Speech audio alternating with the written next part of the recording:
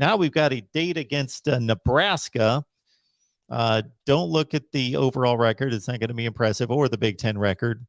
They've only won one game in the conference, and that was by 7 touchdowns over Northwestern. It was pointed out on our Buckeye Weekly live show that they're 16th in the nation in total offense. Well, they did play Fordham, and they racked up like almost 700 yards against Northwestern. That may have skewed that just a bit. It's a team that in the win-loss column is struggling, but nobody beats them by more than a score. They took Michigan State to overtime. They took Michigan to a 3-point game in which they had a late lead. So they have to be taken seriously, especially on the road. You just touched on exactly what Ryan Day talked to us about on Tuesday. The fact that they haven't lost a game by more than 8 points, I think it is this year.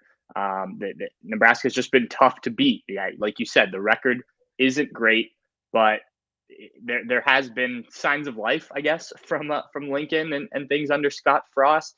The biggest thing for me in this game is you can't have one of those trap games. And actually, it's funny because if you look back at some of Ohio State's, some of those bad losses, even some underperforming wins, it's come more often than not against a team after the week after the game after Penn State. So obviously the Buckeyes really get up for that game.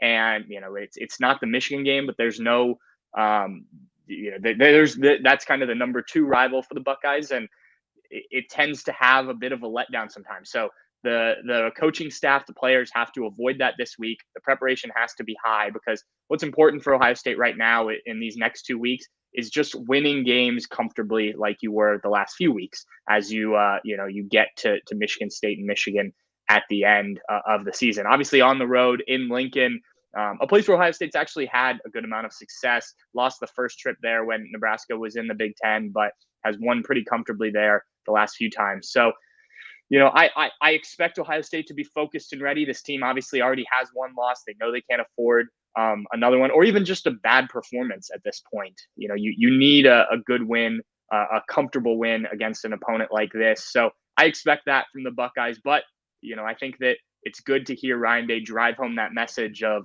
look, they've played these teams tough. Turn on the tape. You can see what they did to Michigan. You can see what they did to Michigan State, 2 teams that are obviously very good. So I think that'll have the Buckeyes' attention in this one. And I think they're delivering the right message over there at the Woody Hayes Athletic Center.